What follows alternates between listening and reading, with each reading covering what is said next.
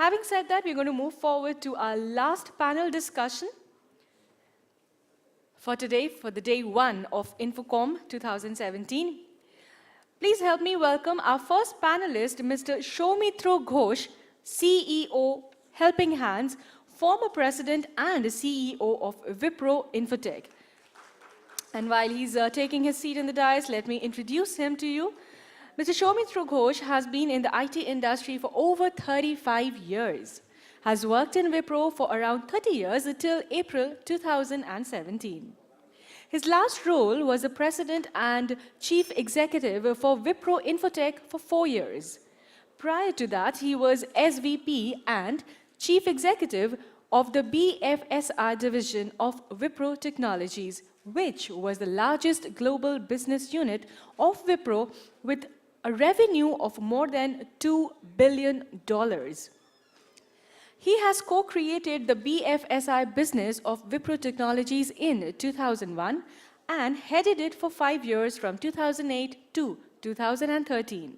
Earlier to that, he had multiple senior management positions as Global Head of Marketing, Head of E-Commerce Division, and the Head of Sun Microsystems Division. Moving on to our next panelist, please help me welcome on the dais Mr. Sudip Roy, Advisor, AMRI Hospitals Limited, Emami Frank Cross Limited, Founder, Tickto, Inc. A round of applause, ladies and gentlemen. And while he's taking his seat, may I please introduce him to you? Mr. Sudip Roy is an entrepreneur driving customer-focused technology innovation around cloud, SaaS, AI, big data on healthcare and retail. He's working with the major healthcare organizations, retailers, and startups in the area of personalization, defining algorithms around patient and customer intelligence with or without bioinformatics and sensors. Defining roadmap to improve customer-centric in healthcare, helping healthcare administrators to assess their own organizational capacity and determine how best to support patient-centered efforts moving forward, which involves IT, strategy, digital and others, and also operations. Defining path to purchase and customer engagement for brick-and-mortar retailers.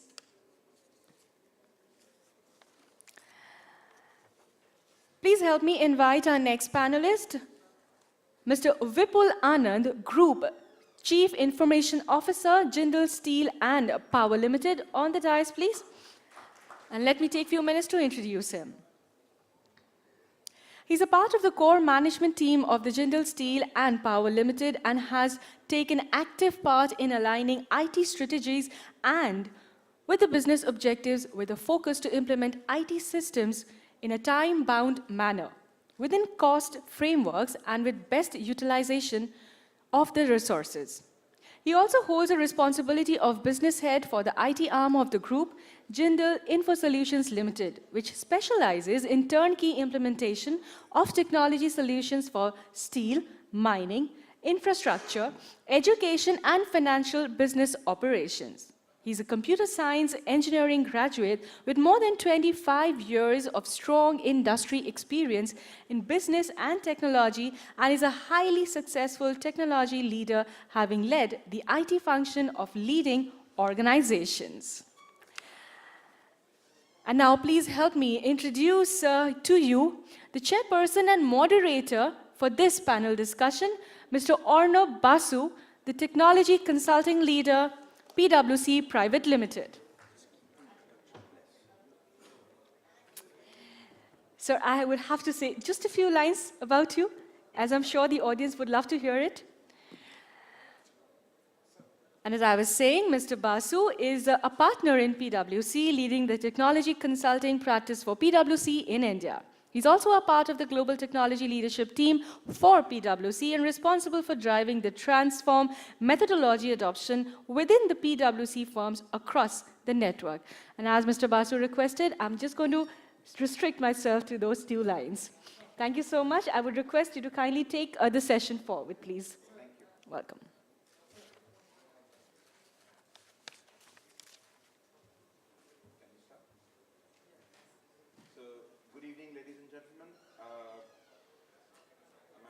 audible at the end? Yeah? Okay. So I think we have a last session of the day. You all must be tired. We had a lot of discussions, a lot of deliberations around digital transformation, around adoption of digital ecosystem. We have a fairly interesting topic for CIOs. You have to hold the mic closer. Okay. So today's topic is that can bimodal IT help drive innovation in the digital world? And we have the esteemed panelists as was introduced right now.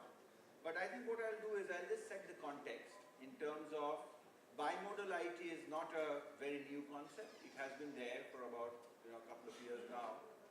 I think the adoption is slowly growing, but probably what we feel as consultants is that the need for adoption of bimodal IT has suddenly become very, very critical. And the need for that is driven by the need for innovation in today's business world. When we look at innovation being a necessity to survive, when we are looking at disruptive models being the par for the course in today's business world, I think that's where we are finding that the CIO's role gets drastically marginalized if he cannot run a bimodal IT framework in his organization.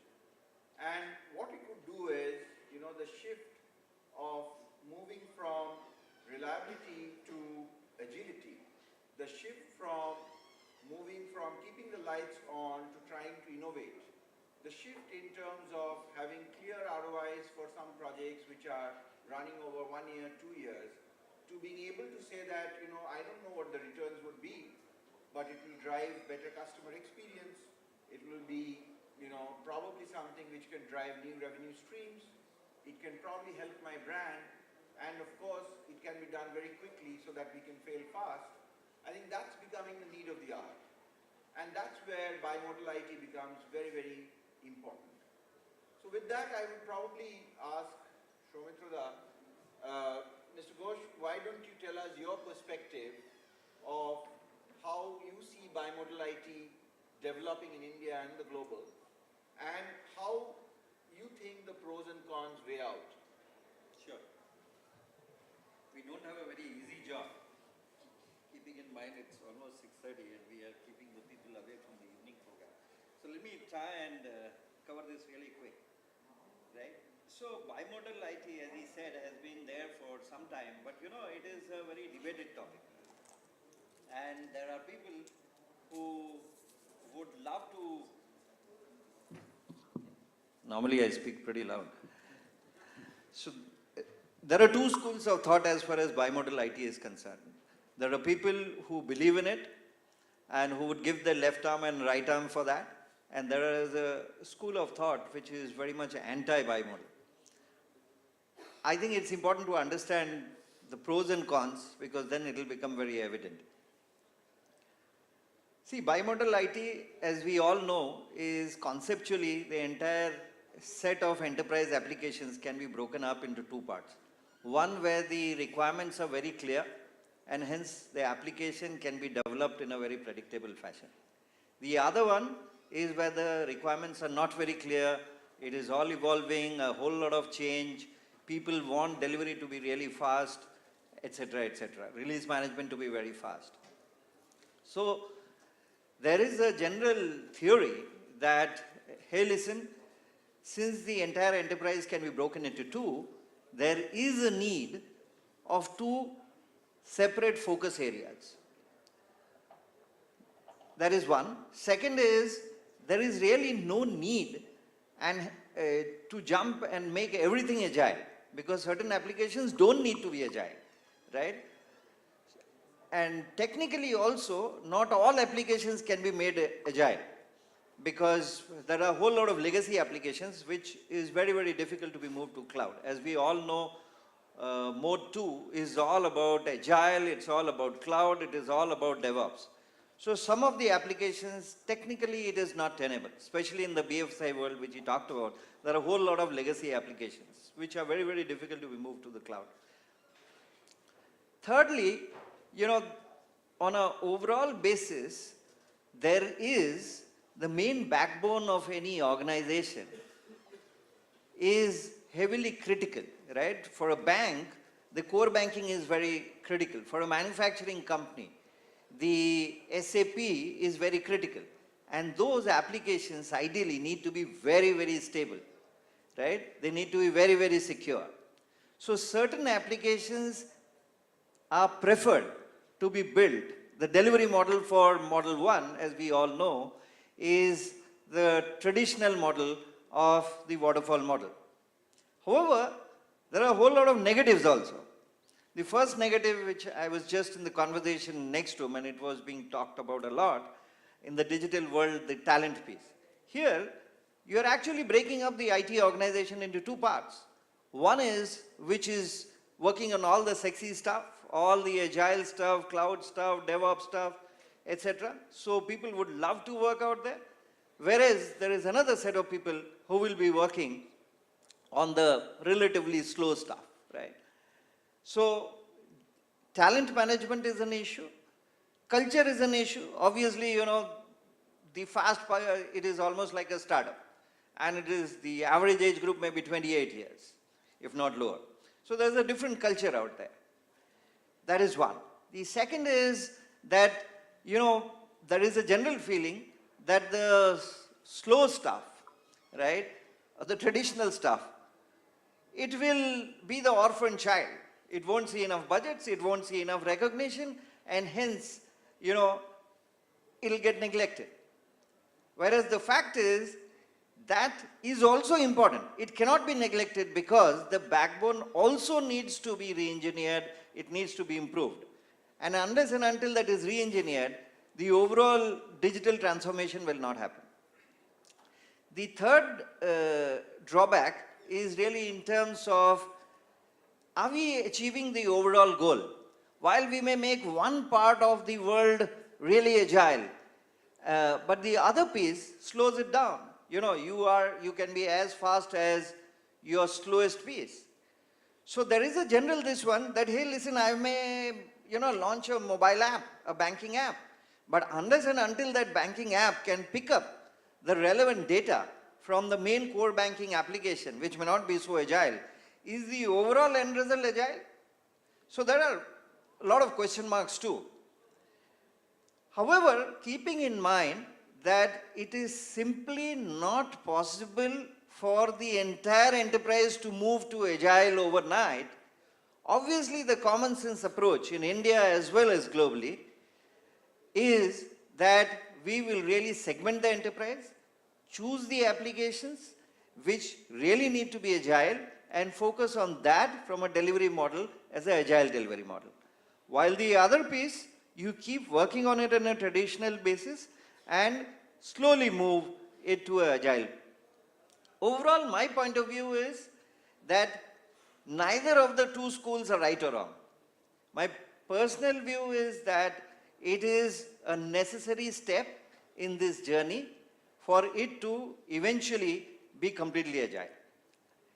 He talked about certain, on a global world and an India world, what is the status of where this operating model is standing.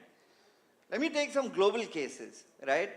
And I'll break the customers into two parts. One of which are the new age ones, the other is the traditional ones. The new age ones, there are people, and we saw a whole lot of people talking about it. If you take Uber or Airbnb, these are people which have no legacy. They are starting afresh. So obviously they will go model 2 and everything is developed agile. But there are organizations who have adopted the bimodal but have moved really quickly and they've become completely agile. And I'll give you a couple of examples. One is Capital One, which is a credit card company in US. They had a fair bit of legacy, but they've completely moved in a rapid period of time over the last 2 years. And Capital One was my customer. I've seen them transform completely into a agile, this one. Their sprints are not more than 2 weeks. Sometimes it is 1 week. If you look at, a Commonwealth Bank or a SunTrust, These are organizations which also have completely moved to agile. However, most of the organizations are bimodal. For example, Citibank. For their mobile unit, they've made mobile first as a unit. That unit works like a startup, right? That unit has completely transformed itself in terms of delivering a Model 2, while the rest of the organization is still in the old this one. So, in the global world, it is, some people have evolved. The new generation companies are already into it, and the other ones are, you know, on a bimodal basis. In India, very similar. The banks have taken a leapfrog, and a lot of them, or majority of them, at least all the private banks, are bimodal, right? The new gen companies, again, like a Flipkart, right, or a Ola, or a Paytm, are already Model 2 because they are new gen. There's no legacy. So there are examples on in an Indian context as well as global. But as I said, it is a transformation journey. It's a necessary step, and you need to go through it. Thank you, Sudip, for that. Sudip, what has been your experience? What has been some of the cases where some things have worked for you, some things have not worked for you? Sure. So basically what happens is it is a necessary step going forward. That we cannot disagree on this, right? Number one. Number two is depending on the capability of the organization. If it's an old style organization, You use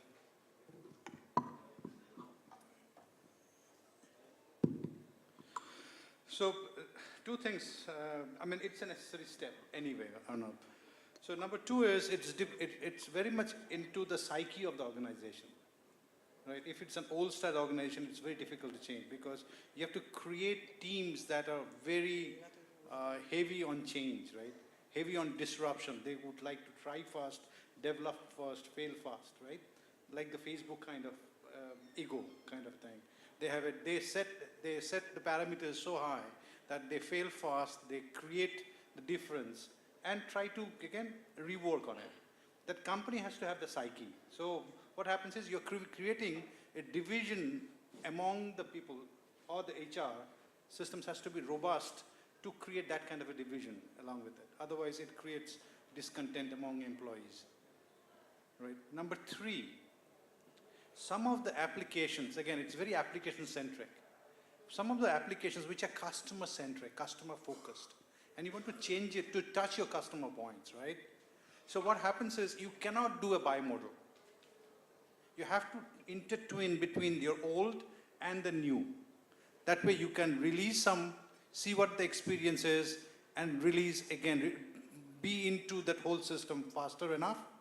And that way we release some of the fields into your customer psyche, get their feedback, again, try to reiterate on it. And again, any of those bimodal things, right, it is a need. If you're not changing fast enough, you will die one day. As the previous presentation said, right, 75% of the old style S&P will die in next 16 years. I've been hearing this for a long time ago.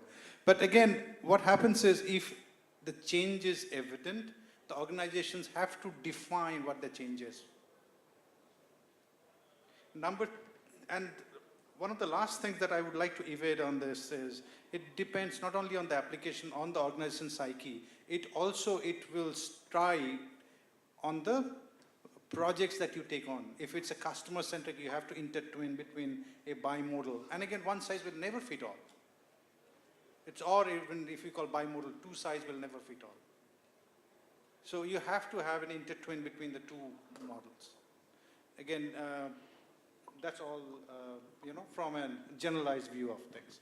So we'll come to this point. But Vipul, if I can ask you, we have been hearing about this, how do you handle the workforce, to make bimodal work for you. Obviously there would be the so-called sexy stuff to work on versus the so-called traditional conservative ones. Sudip spoke about the discontent he has seen when people don't get to work on the nice pieces. talk a bit about that. If you can tell us, when you look at the digital world and the way business models are being disrupted, what is the risk of not adopting bimodal in your view? Well, Ananda, first of all, I would like to thank the organizers INFOCOM, including Mr. Mahapatra and his team, for having invited me to this prestigious conference. I'm short of time because I have to rush for the next conference in Bangalore and I have my flight this evening, so I'll take a hard stop. But I'll certainly try to cover all the aspects which you have thrown to me as a question. But before that, three things which are important for us to understand in this room on the topic. One is, what is bimodal? And as you rightly asked, what is its relevance in the current digital transformation journey which all the organizations are adopting? Second is, how do you ensure the workforce to be ready to comply to the needs of the bimodal IT model? And third is, what are the predictions? We all are talking about 2018 and 2020 and all. What are the predictions which will compel you to adopt to the bimodal stuff? So these are the 3 points which I would like to touch upon, and then I would like to be excused because I would like to take a hard stop. So first is, we are talking about the digital transformation. The digital transformation actually has 3 more components. One is IT transformation. Third is workforce transformation. And fourth is the security transformation. So if you are running a transformation journey in your organization, not only you have to do a digital transformation, you have to transform your IT. And that's what we are talking about, the bimodal IT concept. What is bimodal IT concept we are talking about is that while you are running in the type 1 of your IT, on which you have already made investments in your organization, some technologies, some processes, some people, which we call type 1. You have to squeeze the best out of this type 1 and you have to start investing in something called type 2. Now what is this type 2? Type 2 is completely business centric, customer centric, cost centric. Trying to bring down the cost while you improve the efficiency is type 2. People can debate that is type 1 not doing this? Yes, I would say type 1 was not able to circle around the business, circle around the customers. It was more towards technology, and IT custodians, including we CIOs, used to sit on our revolving chair saying that we are the custodians of IT, you have to come and take services from us. The type 2 model has changed the entire concept. The IT has to get up and go to the business, understand the business, and then provide a solution. And as Arnabda rightly said, if you do not provide a solution to business in the right time, you will be cornered out. And somebody else will take the role of running the business, what we call the shadow IT or type 2 IT. Now, having said this, how do you manage it in your organization? Because you just can't say that type 1 is not required. I am going to concentrate on type 2 along with my team because that is the need of the hour. You have to keep the lights up and running, you have to manage. So what we are talking is that the bimodal is practice of managing 2 separate but coherent style of works. One is focused on predictability and other is on exploration. What is on predictability is to improve and renovate in a more and a well understood manner. And what is exploration is allowing you to experiment and solve new problems. So this is how we are managing. I represent Jindal Group and we are into steel, mining, infrastructure, education, trading, and we are spread globally. And while people are talking about make in India, made in India, now we have been manufacturing in India for so many years. So obviously the type 1 is there, but type 2 is also a focus. Some of the initiatives which we have taken is on IoT, on artificial intelligence, on bots. On our universities, we are bringing the best of the technologies. And how do we manage to answer the Arnabda's question is, the most important thing is not the technology. The technologies are available across the globe. Consulting partners, including PwC and others, are available to help us implement those technologies. It is your own workforce, whether it is your business workforce or your IT workforce, who has to tune themselves to move on to adopt to type 2. And that's the biggest challenge I feel in current day scenario in India. And to overcome this challenge, we as Jindal Group, what we have done is that we induct freshers in our teams. We have our own universities and we also have tie-ups with prestigious universities. So we have parameters basis which we induct fresh blood, and these fresh people, they come with good knowledge, innovation, English speaking, fire in their belly and ready to do things at a lesser cost, at a high speed, and they are ready to experiment. That is what is required for the bimodal IT. And putting them along with the senior people in the team is making getting things in a wonderful manner, getting implemented in a timely manner. So that's how we have been successful upon. Touching upon the last point is on the strategic predictions for 2018. You know, many people may sit in this room and say, oh, they are talking something HLL, high level. We have been successful in managing our IT. Why should we think or talk about all this? If you do not think it now, 2018 is going to compel you to do all this. If you don't do it further in 2019, the speed at which this compelling force will come in 2019 and a year so on will be very heavy onto you, because you have to support the innovation in your organization. Organizations which we have not been able to support innovation have lost businesses. We have to manage the governance. We have to manage the compliances. How do you do this? With bimodal IT. You have to, if you talk of sourcing, you have to adopt the adaptive sourcing. If you talk of people, you have to have two set of peoples. One with the new frame of mind, other with the old frame of mind. And you have to then keep on learning, unlearning, and relearning your business, your processes, your technologies, and to be successful in your area. That's what are a couple of my thoughts. Thank you, Anand. Before we lose you, would you like to give us a few examples of innovation which you have driven in your organization?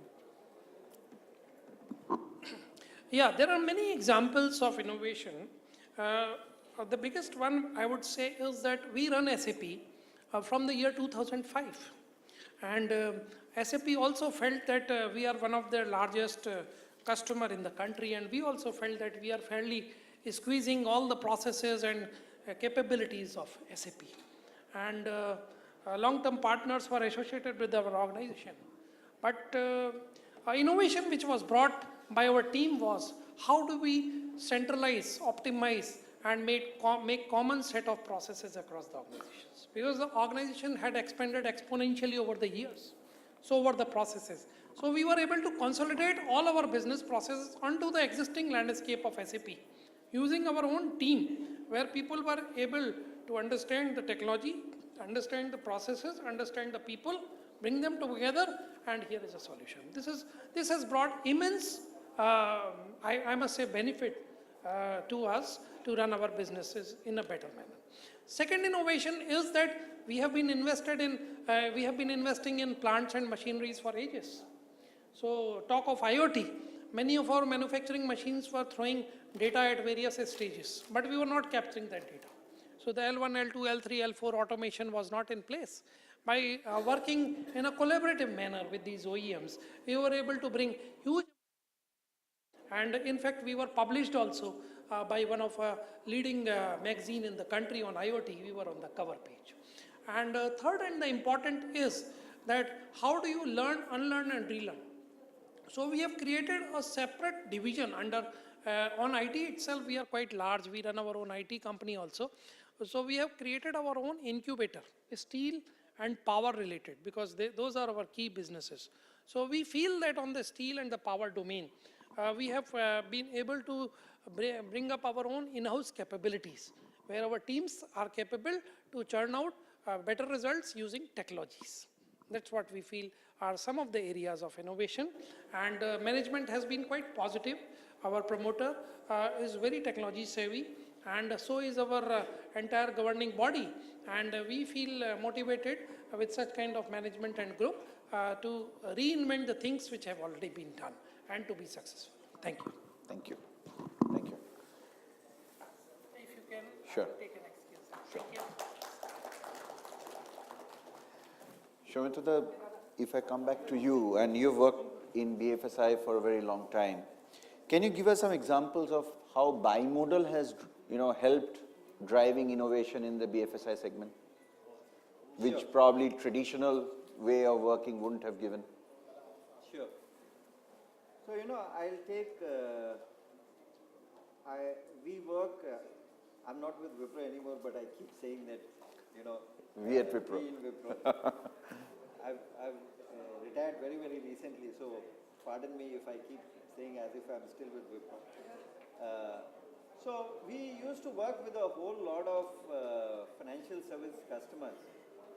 So I'll just pick one example, which was one of our largest customers, which is HDFC Bank. It doesn't mean that, you know, they are the only smart guys around. All the other banks are equally competitive. But I'm just taking some examples. But before that, I just wanted to say, most of these organizations, he talked about, you know, a separate, almost a separate entity with a huge amount of focus. So all these organizations, including HDFC Bank, created a separate organization for the mode 2, which is the agile staff. And these guys are the chief digital officers or the innovation officers, and they report in some cases directly to the CEO, some cases they report to the COO. Most of the cases they do not report to the CIO. That's the amount of focus which is required. So that is a very important thing.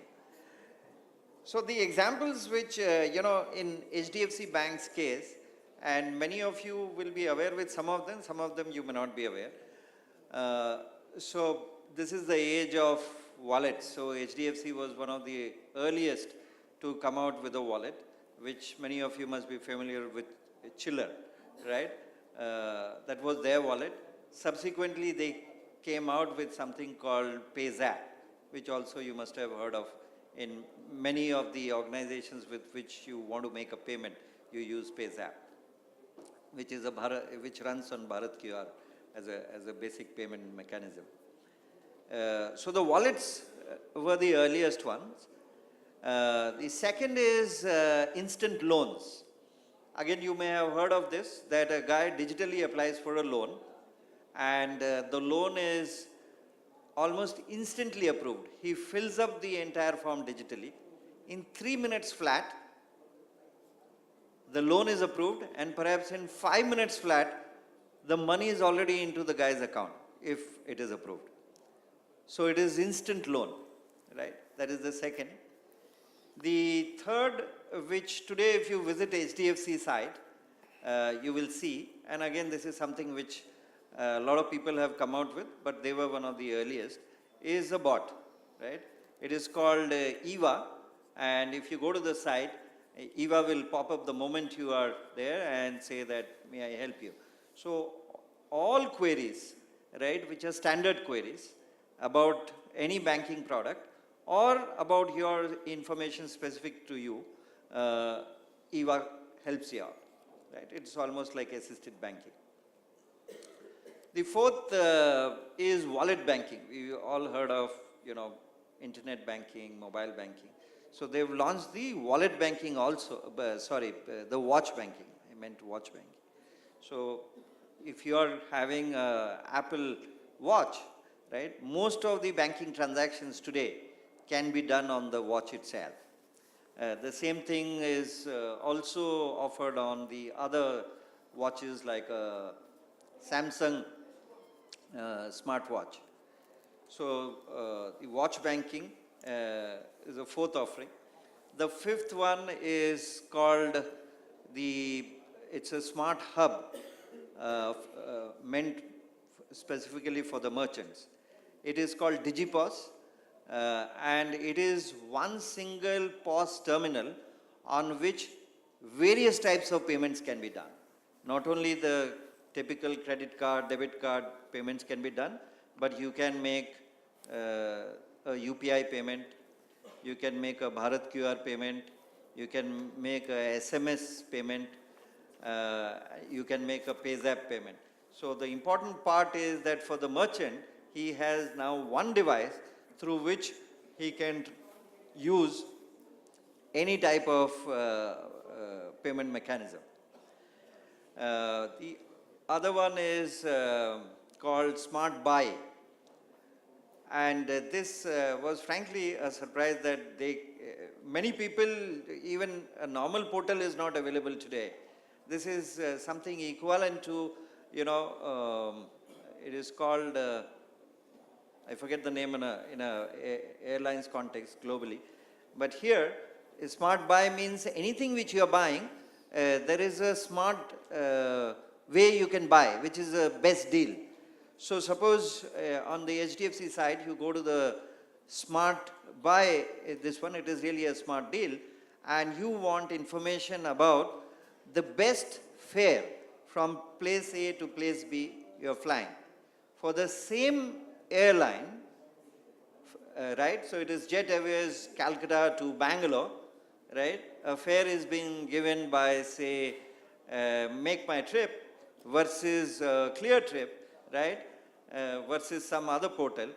It will show up, what is the best deal which you are getting on this segment, but the same flight across the different portals. Okay, so that's the best deal which you can get from your travel perspective. Similarly, hotel, right? Similarly, a particular purchase in a retail context. So that is Smart Buy. Then they came out with another offering. This is specifically for the national highways, which is for the collection of tolls. So it is called Smart Tag, and it is a part of the NETC, which is National Electronic Toll Collection, NETC, right? So where they will provide their customers with a tag, you will stick it on your windscreen, and it's like a wallet. The toll gates which are electronically enabled, you pay it just like you're paying out of your wallet. So these are some examples. There are many more in HDFC. But it's important I also talk a few about some of the other banks, because they've done some equally brilliant job. If I take SBI, for example, right?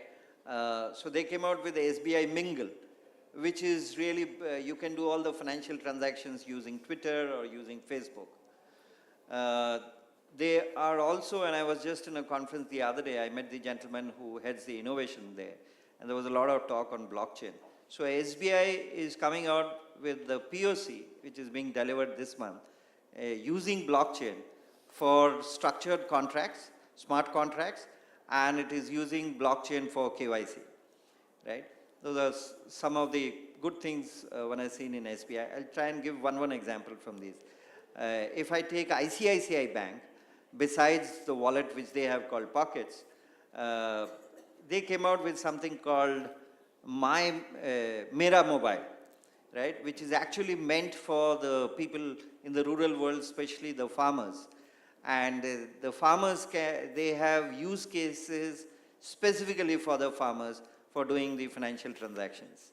They also, besides that, offer a value-add service in terms of information about the monsoon, which will help them in terms of their harvesting strategy, right? If I look at Yes Bank, they came out with a very innovative this one. We keep talking about smartphones. Everything is dependent on smartphones. But there is a large population in the rural world who do not have smartphones, who have the normal phones, right? So they came out with an innovative offering in partnership with a Taiwanese company, and it is called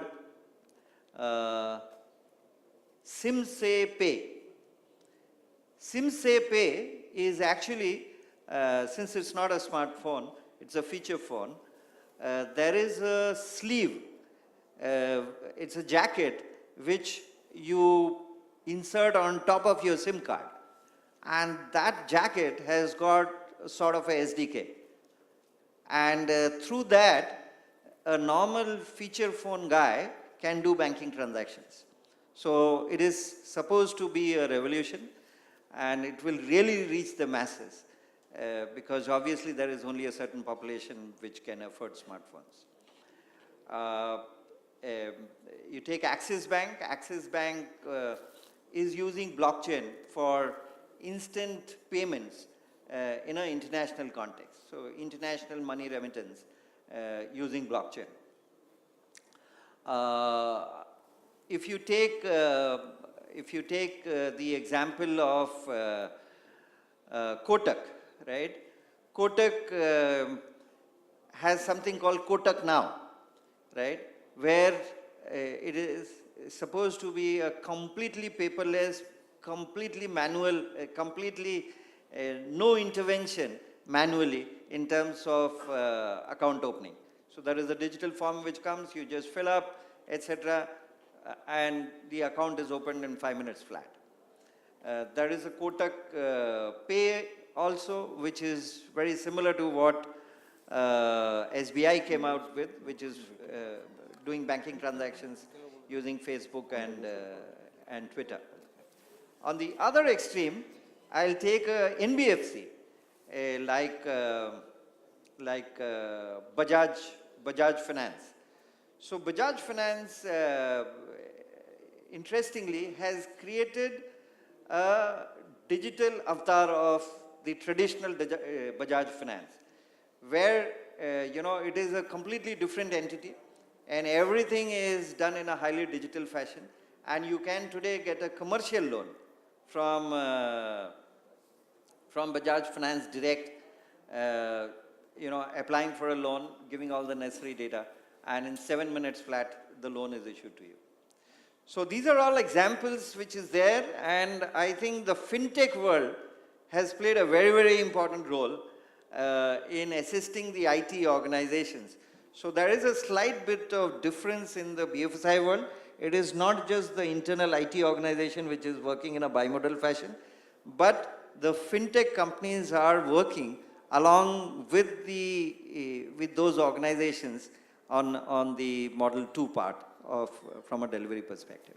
So I thought that was helpful. Thank you. Thank you.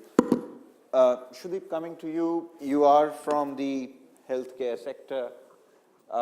Would you like to tell us about a few cases where it's not about only the innovation, but about how bimodal has helped in that innovation, how it has made a difference? Sure. So basically, if you look into healthcare, right, what we are doing right now is healthcare has been very fragmented, number one. Patient was never the center of their universe. So the touch point with the patient was missing.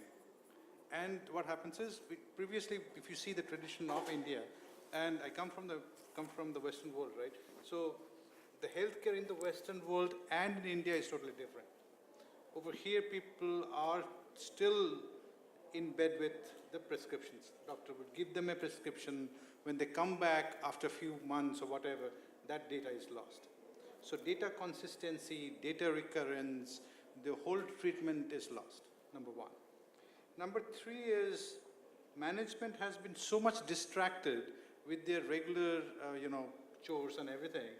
Their regular, they were not getting involved with the proper KPIs or performance indicators. How to make my hospital operations effective, right?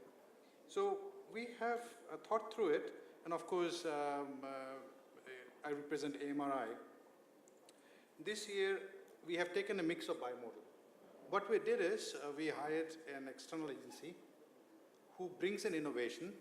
We have our internal staff who works on the existing, keeping the lights on. At the same time, they are learning all of the churning, with the technology company and getting them more involved. What we did is, we did a couple of innovations. Actually, in next 2 years, we expect the hospitals to be paperless. To do that, we have started a very feedback system, right? So we gather feedback from different social channels. We gather feedback from in the hospital, outside the hospital, and churn it out and present it to the board or the management or the unit heads, right? Number one, it's very important to take an action what people are saying, right? Increases brand value. Number two is data inside the hospital. We are trying to make sure that the doctors are writing prescriptions which is medico-legally compliant, which means the prescriptions are getting printed via a printer, not a handwritten prescription, so that I can preserve the data, I can mine the data, I can read through the data, and I can relate a doctor's effectivity on a particular patient. type of patient, type of disease, demographics and all of those things, right? Number 3 is, again, there were a lot of leakages or pilferages. When you have, manual things, in any industry like this, right, we are trying to stop the pilferage, which means is I'm connecting the whole internal system through a checks and balances. If you do this, there will be this. If you do this, this will be this. So I'm involving, it's not a bimodal per se, it's again, for me, one size doesn't fit all, but what we have done it is intermingled all of the entities along with the management so that the requirement comes from them. We want to make sure that this is what possible it is. And we have been doing those, and management has been one of our stakeholders. Okay. That has been successful at a couple of our branches. So we are, a lot of our OPD or outpatient prescriptions are digitized. And what happens is we did it with an intention to make 2 things. One is operational excellence. Second thing is business effectivity. Business is seeing the benefits out of it. It takes time to believe or make the management believe on it, right? So, and at the same time, I'm not breaking the organization into 2 parts. Right? I'm mingling it, that this is an organization external to the unit, external to AMRI, and you get to learn from them. Right? Number 3, what we have done it is, we also brought another stakeholder, which are the doctors. Doctors, the RMOs, the nurses and everything. So what we are trying to build up to them is, your information is very critical also. They were used to paper documentation or manual documentation. We're bringing them on board. So what happens is, they also find it easy. So any kind of application or whatever it is, been developed with them in participation. So we took their inputs, which they felt they're a part of it. And that increased usability. In one of our units, the doctors have been using that platform almost like 100%. It's very rare, except 1 or 2 doctors which have been off and on. Our adoption is like 98%. It's very rare for any kind of hospitals in the country. So what happens is we brought the stakeholders along with it. We heard their stories. And again, there were grievances along with them. So that's what we did. And in a year or 2, possibly by 2020, we are expecting all of the AMRI brand hospitals should be paperless. Okay. And of course, we are mining the data to make sure that if a patient is not treated well, there is an addressal from the management to make sure that we do a customer service or branding along with it, right? So this is the kind of things that some of the hospitals don't relate to because it's very fragmented. We will be connecting with our healthcare chain also, which is Frank Ross. I'm an advisor for Frank Ross and AMRI. So that we increase efficiency of patient touch points. You are collecting your medicines from the hospital or they can be delivered at home. Which means your connectivity becomes so much important for us. So that I know what you want. I can understand your stock levels also. So that I can do delivery when you need it. Sure. Right? From your home or from any place that you want. I know where you live now. Demographically, we are also trying to map our patient with demographics. What it means is, if from Purulia, we are seeing a lot of dengue patients, so we can take preventive measures and can pass the information to the government. So you understand my point, right? There is no methods that we used here. We used a mix of bimodal models. We understood that disruption is the need of the hour. And we brought the stakeholders in. That this can be done, you tell me what you want. How to make your life easier. You don't have to use a pen and paper. And of course, the management, without the management support, this couldn't have been done. I mean, management has been very, very supportive. And it's their vision that we are getting the fruits of the labor. our hospitals are doing well.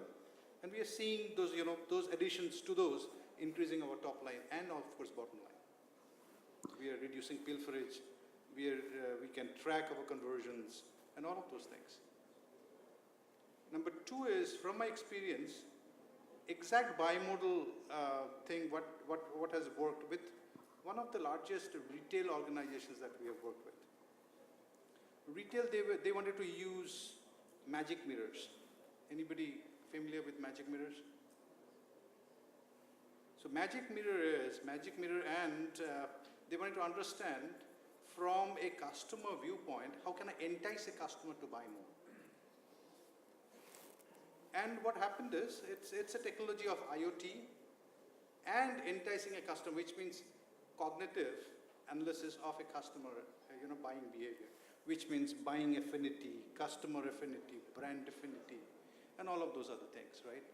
In those cases, we had to use bimodal. We had, since I'm an entrepreneur, so I went in there and there was a separate entity inside the organization. They ran their maintenance, regular maintenance stuff, making sure the lights are on and everything. We were adding on the side as an external product group to their customer, and at the same time, we were charged with, what is the increase on my customer feedback, efficiencies, and customer, intelligence. In those cases, it works. But if you're touching the customer directly, we made a mix of bimodal solutions. Thank you, Sudip. So I think very interesting discourse. I think we started off hearing, not everything needs to be agile from Soumitro. And we also heard how, we need to sort of make the back end also get more modernized, get more re-engineered, and how, talent is probably trying to move towards the more in thing or the more cool stuff. Sudip, you talked about, how to manage the psyche, the discontent, how you make the interconnections between customer-focused apps versus the back-end apps. And Vipul was obviously, And another thing that what we faced out here is everybody wants to work with the sexy stuff, right? And that's where the discontent comes in. If a guy or girl is really productive, if you're not placed on this, it gets into his efficacy. His productivity, his or her productivity drops. You're losing an employee at this particular point in time. So modal or bimodal. Sure. So that was the hardest decision. So what we did is we brought an external agency in. We enabled the team to mix with them so that they can learn from them. It's exactly not a typical bimodal solution. No, and I think what you bring in is a very important point. I think Vipul talked about, how they created a separate separate group for handling, the mode 2 kind of work.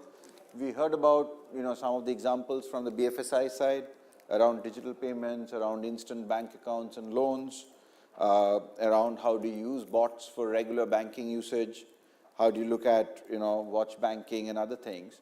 But I think the most important point, Soumitro, which you mentioned was that probably you can run a bimodal IT by not breaking up your own IT, but using the entire fintech community outside, which is working on mode 2, right?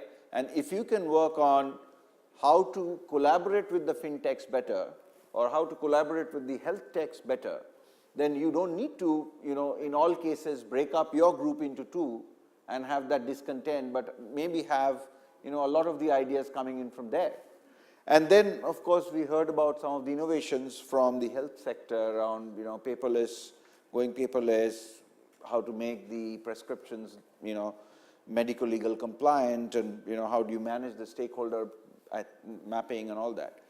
And I think that was another critical thing, Sudip, we heard, because if you are driving innovation, I think how you adopt innovation becomes very critical to how, how much value that innovation, sort of adds to your brand or to your revenue or to your customer experience.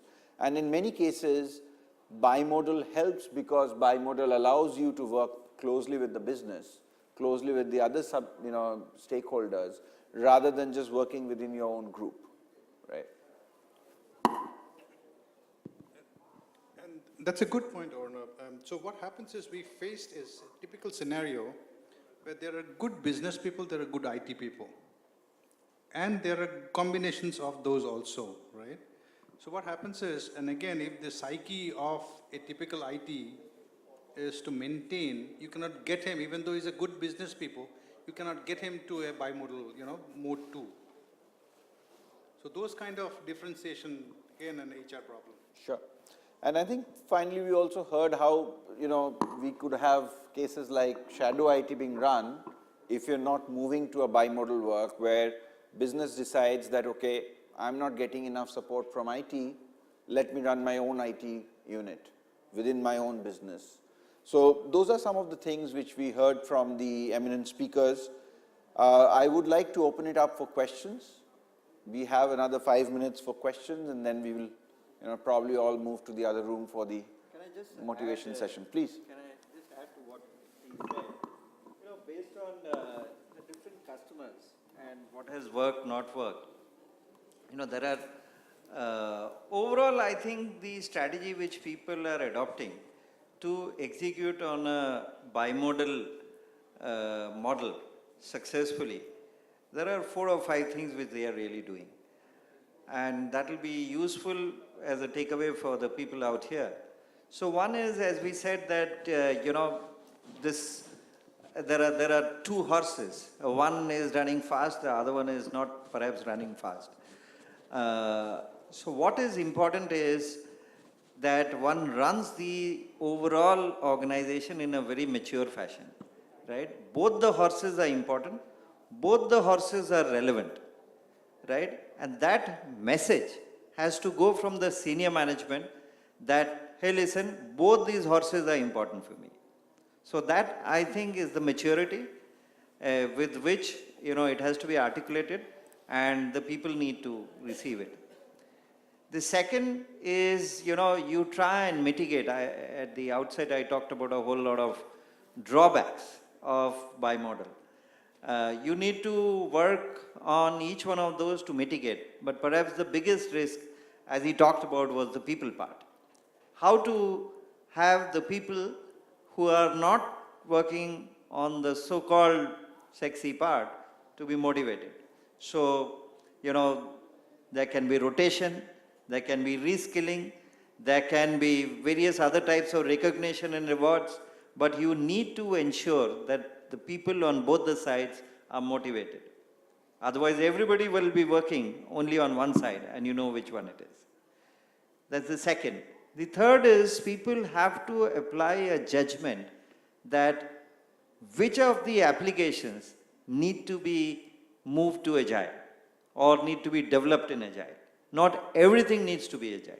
So you take your enterprise, you take your set of applications, you segregate it, you segment it, and only for a particular set of applications you go Agile. On the others, you take it in your next phase, a third phase, a fourth phase, etc. As I said earlier, it's a journey, right? The fourth, which was the point he kept on talking about, is get the IT and business together. For long, the model of traditional waterfall model has been that the IT department works in isolation. The business requirement is captured some 18 months back. They take their own sweet time in terms of development, doing all sorts of testing, and by the time they churn out, it's already obsolete because the market has moved, the requirement has changed, the CIO has probably also changed, the business guy has changed. So, so always carry the business together. So there has to be a proper framework in terms of the IT folks and the business folks working together. The other is build and this is a very technical point, which is build a solid enterprise architecture, right? That architecture has to support both the models, right? It is not that these, mode 2 applications are independent of mode 1 applications. There is a linkage, right? So the enterprise applications have to, perhaps re-engineer to the extent that where agility is required, the slow piece doesn't slow down the entire environment, right? So there have to be APIs to be designed and created. And last but not the least, because security is the most important part in a digital world, one does not compromise security for the sake of speed.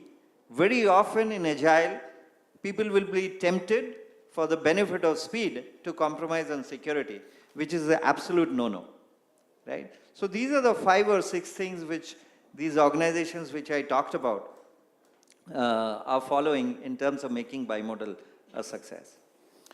Thank you, thank you. So any questions from the audience, if we can have? Yeah. Hello, with this one more dimension I would like to add that be it agile, be it traditional, be it in transition, phase-wise transition mode that we change over in a business environment, we may have to trust the team. We may have to pass on the responsibility to them. We may have to empower them. We have to ensure that the team works as self-managed teams. That organization culture need to be tuned in favor of all this. Then only you have got a creative environment where you see a lot of innovation, you see a lot of transition, and this disruption which has this digital transformation is bringing in, we can make the maximum out of it. Thank you, thank you. Any other questions? Hi, this is a question for Sudip. I've been involved in the healthcare sector, also in the West, with regard to automation and paperless prescriptions, capturing data, etc. And one of the difficulties we've had over there is maintaining the confidentiality of records. So it boils down to security of the information. And I'm just wondering if you're addressing that in your project with AMRI. Absolutely it is. Security is the heart of any kind of information, be it personal, be it medical, any kind of information has been doubly secured. Data at rest is secured, data in motion is secured. I think your question was also around data privacy concerns. That's because correct, he's yes. handling So medical privacy, absolutely, and we will tell you what we are trying to understand. We are creating, we are trying to understand the data from ourselves. We are not selling data. That's what I mean. When you say you're mining the data, I'm mining the data to you're ensuring understand. that it's anonymous. Yes, it's anonymous. We anonymize it. Then we mine the data to understand if this is a patient type X, if this is a disease type Y, if it's a doctor type D, then what is his recurrence rate? Reoccurrence is I'm trying to increase my service to my patients or my value to my patients. See, today what we are doing is in next 5 years, the whole healthcare will change. Today we pay for service. We come to a hospital, we pay X. Tomorrow, we will pay for outcome. Tomorrow, if I have to decide on the outcome that if I pay X, this will be my outcome, there will be a lot of information needed. And the world is tending towards that. So I think, Sudip, what you're also saying is that probably going forward, we will have a situation where for doctors, you would have something like a TripAdvisor, where you say that health advisor, which is saying that this doctor is 4.3, in your particular area, if you're looking at ENT specialists, these are the top 5, and this is what the customers are saying about And that. actually, Practo's already starting there. Practo Right, already starting absolutely, it. absolutely. So what happens is Practo is doing for external doctors, we are doing it internally for our organization to make sure that the doctors are first honest, second is he's focused, third is my service to my community is improved. And at the same time, I'm making sure that he doesn't understand that I'm reading his data to make meaning out of it. I'm trying to increase the value to the patient. At some point of time, as I told you, right, we pay for service today. In next 5 years, it's not very far off, where we'll see pay for outcome. And that's coming. Thank you. Thank you. Thank you. So thank you. Thank you, everybody. Thank you, ladies and gentlemen. Enjoy the rest of the evening. All right, thank you, gentlemen. I would request all of you to kindly stay back a little longer on the dais, please. And at this moment, can I please once again request Mr. K.K. Mahapatra, Organizing Secretary and Associate Vice President, Infocom and Chief IT Advisor of ABB Private Limited, to kindly present the mementos to our speaker and the chairperson of this session.